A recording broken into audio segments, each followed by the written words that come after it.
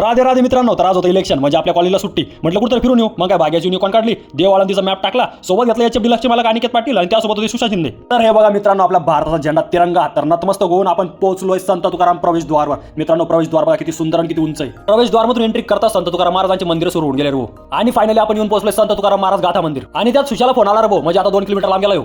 तर फायनली मित्रांनो, तुम्ही बघू शकता आपल्या पाठीमागं संत तुकाराम महाराज गाथा मंदिर नवीन बांधकाम आहे आणि अति सुंदर मंदिर आहे. तुम्ही पण नक्की भेट द्या. तर चला दर्शन करूया. तर मंदिरात प्रवेश करताच विनाधारण आजोबांचे आपल्याला इथं दर्शन लाभलेले. हे बघा मित्रांनो, संत तुकाराम महाराजांची अति सुंदर प्रतिमा आणि वरती बघा मित्रांनो, श्रीकृष्ण यांचे वेगवेगळे युगातील अवतारांचे छायाचित्र.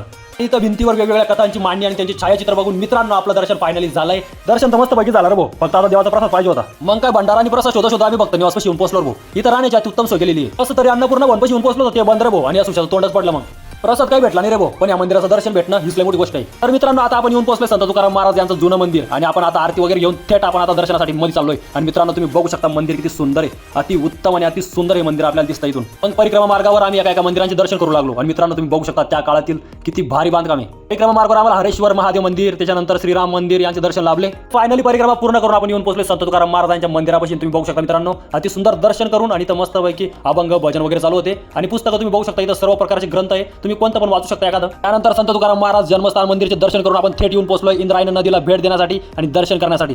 देहूचा चिंतामणी आणि दक्षिणमुखी हनुमान यांचे दर्शन करून मित्रांनो आपण एक छोटासा ब्रेक घेतलाय. म्हटलं नाश्ता वगैरे करून घेऊ, भंडार वगैरे काही भेटला नव्हता आणि सुशांतला नवीनच प्रकारचा समोसा भेटणार होता, त्याला काही खाता येत नव्हतं. आता पोरं म्हटले पुढचा प्लॅन काय, म्हटलं 6 किलोमीटर भंडारा डोंगर आहे. तर चला, तर मित्रांनो निघालो आम्ही आता भंडारा डोंगरवर दर्शनासाठी. तिथं पण मंदिराचं काहीतरी काम चालू आहे ते बघण्यासाठी. तर मित्रांनो फायनली येऊन पोहोचलो आपण भंडारा डोंगरवर. सुशांत म्हणे आता इथं तरी भंडारा भेटला पाहिजे भाऊ. आणि मित्रांनो, तुम्ही बघू शकता आपल्या पाठीमागणीचा भंडारीच भंडारा चालू आहे. आता सुशाला म्हटलं तुला जिथं जाणार तिथं काय आणि पोट भरून काय मस्तपैकी वाटलं तर पार्सल घेऊन जाय. मग काय मित्रांनो, पटापट दर्शन करून घेतले. मित्रांनो तुम्ही बघू शकता, अरे बापरे, वरण भात आणि गपगप शिरा रे भाऊ. आणि सुशांत माझा शिरा गायब केला रे भाऊ, काय खातोय रे भाऊ खतरनाक. आणि वरण भाताला गपागप खाल्ला होते ना, तरी त्याची दुसऱ्या भंडाऱ्यावर नजर होती म्हणजे होती.